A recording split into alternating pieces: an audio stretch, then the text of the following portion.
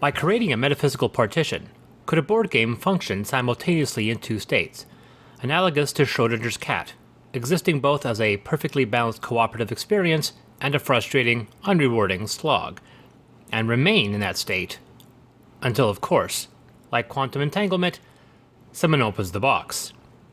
This is not a dichotomy, as both the fun game and the frustrating game must occupy the same space. If there was a dividing line, i.e. two variations of play, one could review them separately. If a game could exist as both compelling and maddening concurrently, would that be a play on cognitive dissonance, or would it be simply a paradox? Have I lost any of you yet? I admit being a little flippant with that opening. My name is Chris Diaz. I design games, not board games mind you, but rather role-playing games, and I've developed a modest reputation as someone able to manipulate and exploit rules in ways even the original designers didn't think of. And I'm here to talk about Pandemic Iberia. Not so much to review it critically, but rather analyze its game mechanics in ways honestly bordering on obsessive-compulsive. So, carrying on the comparison, Iberia resembles Pandemic while also feeling on the surface completely new. Only when dissecting the book does one uncover it as a simple reskinning with only a handful of different rules. In order to skip the overture, let's recap my previous review of Pandemic. Right, forgot. This is my first video and I haven't got a review for Pandemic. Awkward. This is Pandemic. No, there is too much. Let me sum up. Thanks, Montoya. Pandemic was the first game I purchased when my girlfriend and I decided to dive into the field. We had been avid role players, but with the dissolution of our group, we decided to focus more on tabletop ventures. That was a year ago, when we had 2 games. Now I have 90.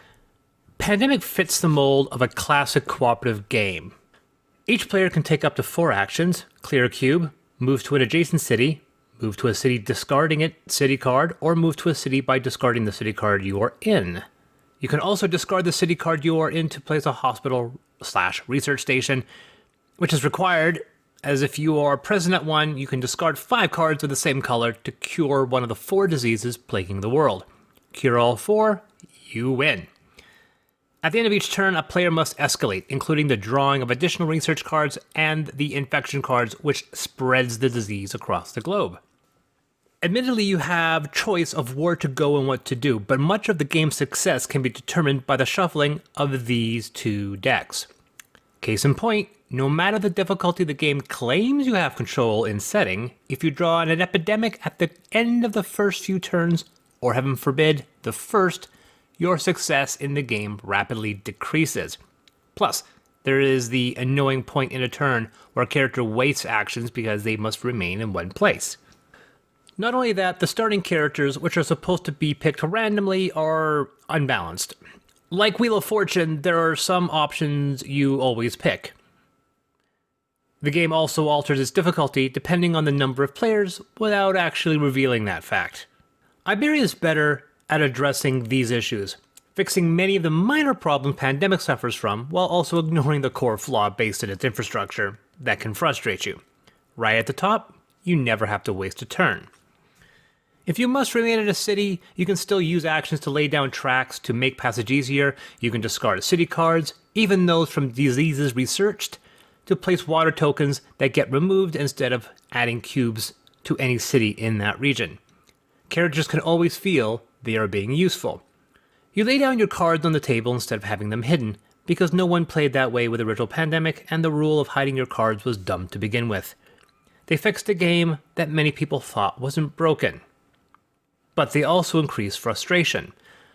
For one, you can't cure diseases, only research them, meaning you cannot eradicate diseases to make your job easier. You also cannot place down normal hospitals. You can't skip between them, and use only one to cure multiple diseases.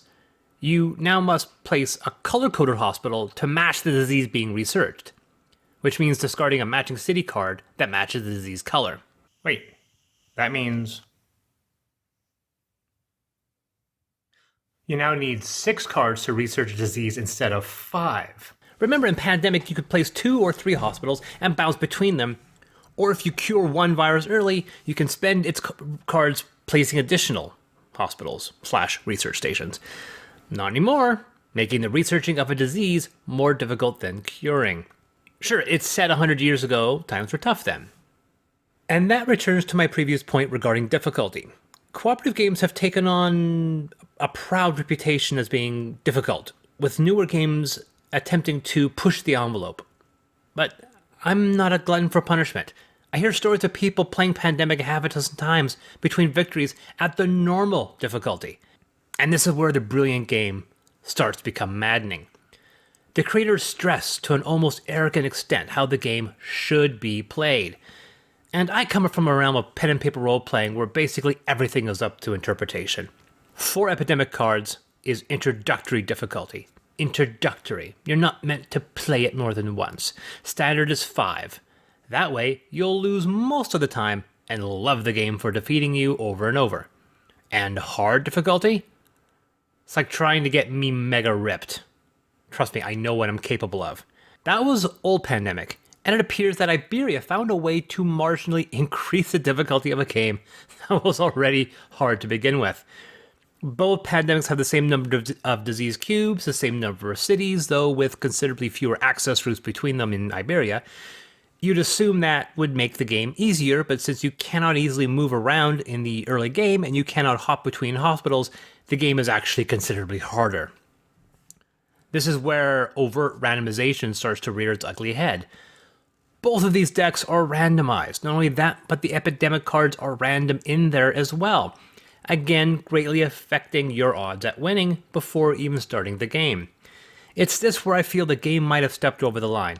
I discovered there is a community of people that seem to gloat over their success rate at Pandemic, even to the point of belittling those that find the game frustrating. And they are populous as well. I can't scroll down a page without someone asking for some solution given a frustrating losing streak. Don't get me wrong, I love Pandemic, and I love Pandemic Iberia for what it does to address certain issues with the previous edition. I just wish they didn't stand doggedly determined to make their game almost condescendingly inaccessible to people that don't take joy from habitual frustration. For those of you out there, I hear you. Don't worry, many other games offer variations of play and alternatives are out there. It's your experience. You want to win every time, don't you? So find the format that allows that. The community consensus is that a 4-player game with 4 Epidemic cards is equal to a 2-player game with 5 Epidemic cards. Alternately, you can place the Epidemic cards at specific points rather than shuffle them. For Iberia, considering that there are optional cards that make specific infections more difficult, consider reducing the impact of the others while increasing the difficulty of one. I envy and enjoy Pandemic Iberia for its perfection. It knew what needed to get fixed and it addressed it while also stripping out the basic theme and layering on a thick coat of atmosphere and color. It looks amazing, it's thematically stronger than its predecessor, and removed a rule that few previous games ever got to exploit. And if you ignore the game it wants to be and make it the game you want it to be, it's brilliant. This has been Chris from Deus Ex Machina. Thanks so much for watching the Dice Tower videos. Find more great videos and reviews as well as our top-rated audio podcast at Dicetower.com. You can also find other great shows at Dicetowernetwork.com. I'm Eric Summerer, and you've been watching The Dice Tower. The Dice Tower is sponsored by Cool Stuff Inc., where you can find great games for great prices. Cool stuff in stock. Check them out at CoolStuffInc.com.